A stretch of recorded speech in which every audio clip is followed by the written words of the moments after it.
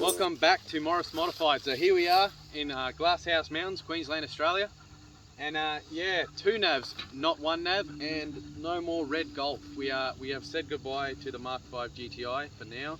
We may get another Volkswagen, Audi, or some sort of European car one day.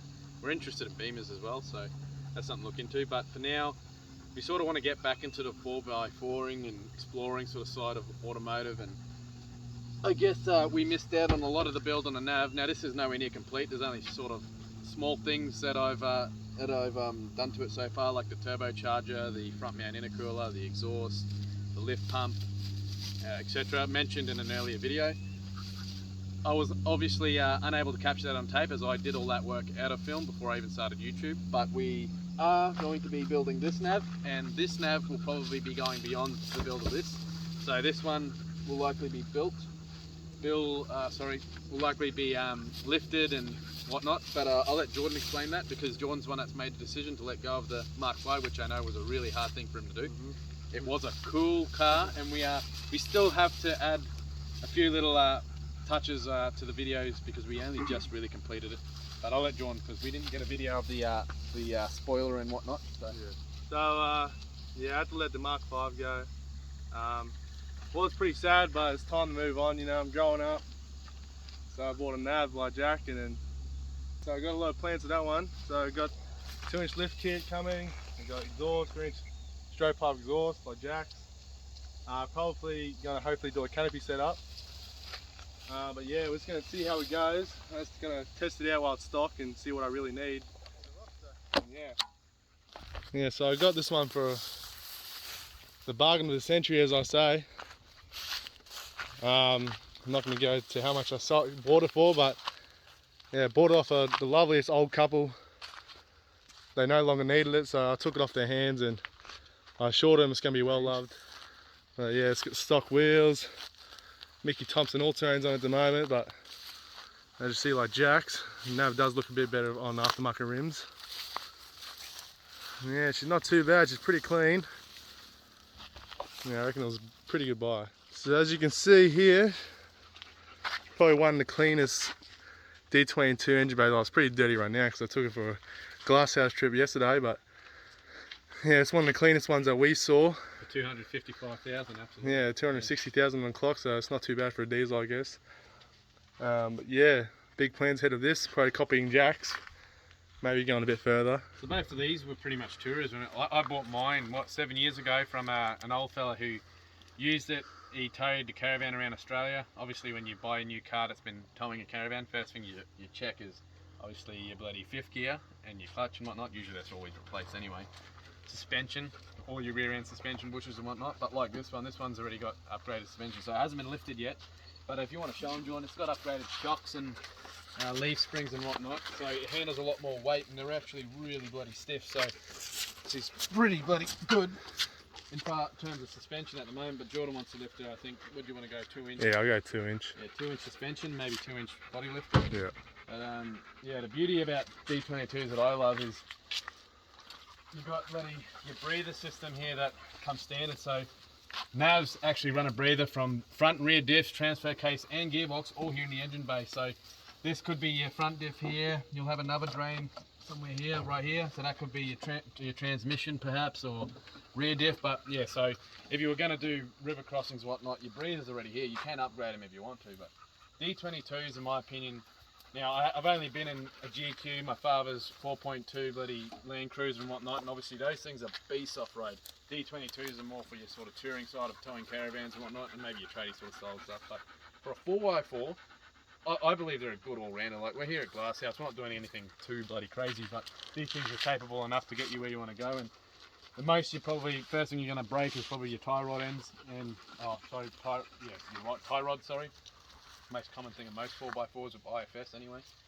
But, yeah, as far as beach work and whatnot and towing, 3.5 ton capacity, towing capacity is standard, and then obviously you do your upgrades and you can raise that a little bit. But man, I'm bloody loving it, and obviously Jordan's driven my thing, and he was sold on the first bloody day he drove it. So here he is now with his a few years later, and yeah, we're looking to actually get out there and show a bit of Australia. Now I've still got the Sora, so we're still going to be getting into the fast cars, and there's no doubt Jordan's going to want something as well. Yeah, I'm going to need a daily, so I did start a job up at Otaku Garage, so we're definitely still going to be heavily into the, you know, your sports car, bloody, whether it's Japanese, European, bloody muscle, we want it all, 4x4s. I want to learn everything. So Jordan's the same. He's going to be my apprentice, and as I learn through what I do, he's going to learn through what he does, and you know, hopefully you guys get to learn with us and explore, you know, pretty much just fucking around, eh?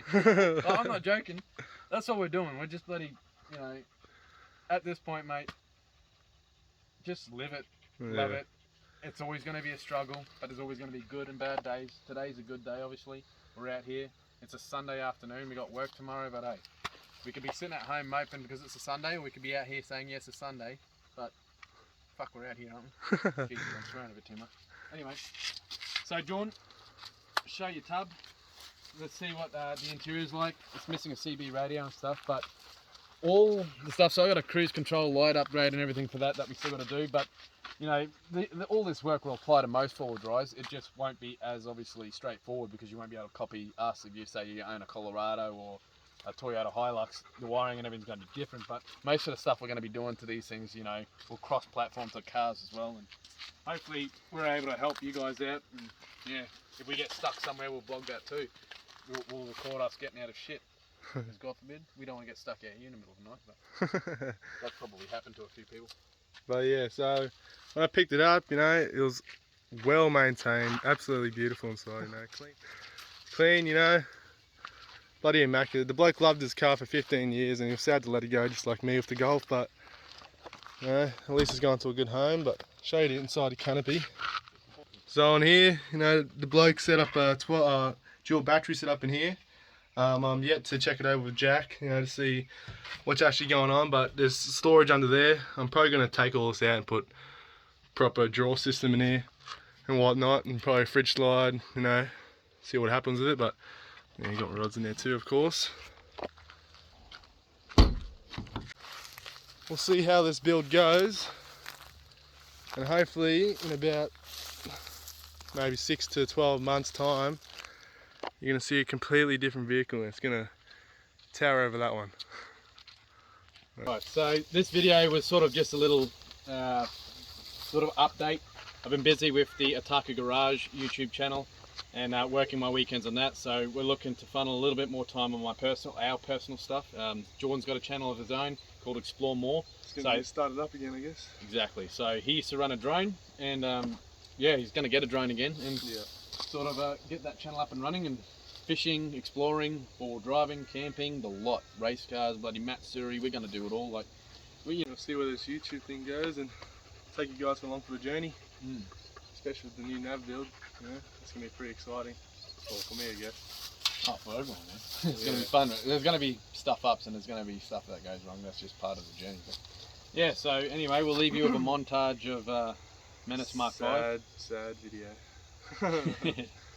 Oh mate, like we did have a big plan for that car. It was going to be a time attack car and a hill climb car and all this stuff. You know, you always, when you buy a car, you always fantasize about big dreams. You know, it keeps that sort of passion and enthusiasm alive. But at the end of the day, you know, you got offered a substantial amount more than what we paid for it, and you know, the car, it was worth the money. It's still an exciting car, always will be. But onto bigger things, better things. That's it. My first build, so you know, always hard to let go of the first build, but the second one's gonna be done a lot better, bigger, you know. So yeah, well, the second one can do more. And then we'll see what my new daily will be, hopefully, in the next time future. You know, a little run around. Maybe FG. FG. Oh, shit. No, Well, we'll see. Yeah, we'll see. I don't know if you want daily. That thing's gone up in price. Sick If daily. you've got something like that, geez, and you'd want to keep that in the garden daily there. So we're going to get out of here. We'll have a few little amateur little shots of little forward driving in the ruts and whatnot, but you know, we'll try and make it look cool anyway. But yeah, in the future when these are lifted and whatnot, we get some sort of you know, upgraded upper control arms and your tie rod and rack ends and whatnot, and beef it up a bit. You can turn an IFS torsion arm suspension into a pretty tough suspension. You don't need to go live axle. Live axle is more travel, obviously. You're going to get way more places, but for what me and Jordan are going to do, We're like wheel lifts. yeah. So if we ever get the chance to hopefully get a hold of a live axle beast, like even a little Suzuki Sierra or something that we can just keep as a pure sort of off-roader, you know, that would be awesome, and that would be a brilliant sort of you what? Oh, she can't tangle herself. Well, Yeah, hopefully so- we'll try to get our father out there in the tracks one day. Yeah, get the cruiser out, mate. Bloody 4.2 multi-valve. I mean, what is it? What's the actual engine code? Or 1HD FT. FTE. No, he uses a 102. Anyway, it's a good one Yeah. that everyone seems to want, and Dad's babied that thing. That thing's almost stock. It's got a high flow turbo now, though. It's got a boat as an exhaust, so you know, want to hear a rumble. So Exactly. Yeah. hopefully you get him out on the tracks one day. Well, he'll come for beach driving, you know. But Oh, we will be getting the old 80 on the footage for sure on the YouTube channel. We have to. I've done a substantial amount of work for that, and we actually got to do some swivel hubs. So that's a big job. That's a messy job. It's not a complicated job. It's just messy. But we will be doing swivel hub rebuild on that thing. They should be alright. There shouldn't be any pitting or whatnot. So we'll just clean her up and send her away. But yeah, we'll get that thing ready for off-roading, because now that Jordan's in the off-roading scene, there's more than certainly that me and Jordan are going to be. Sorry, what was I saying? I don't know. No, shit. Okay, so now that Jordan's got the 4x4, there's no uncertainty that I'm going to get back out there because I've got someone to go out with. Because back in the day, my mate Rob, he had a bloody Hilux, but he sold that thing. He's going to get a 4x4 now because Jordan's got a 4x4, and you know. Yeah, we have a fair few four drives in the convoy now. So Yeah. you'll see that in the next coming video, hopefully, when we get on a trip. Yeah. So we got another trip with that D-Max, Rick Palmer's D-Max. Have a look at R&R Supplies. They'll hook you up for anything Colorado, D-Max, anything under the D-Max range. That also now includes the new Mazda BT50, which is a beautiful truck. But yeah, so early days, I still call myself very much amateur, but I want to one day take what I've learnt at Otaku Garage from the JDM scene, you know, your welded intercooler pipes and your complete solid, you know, setup. I want to do all that sort of stuff and integrate that into the Nissan Navara. And yeah, I know people give them shit, but hey, you can polish a turd. And what's wrong with doing that? You know, if you want to do it, if you like something, geez, you know, go for it.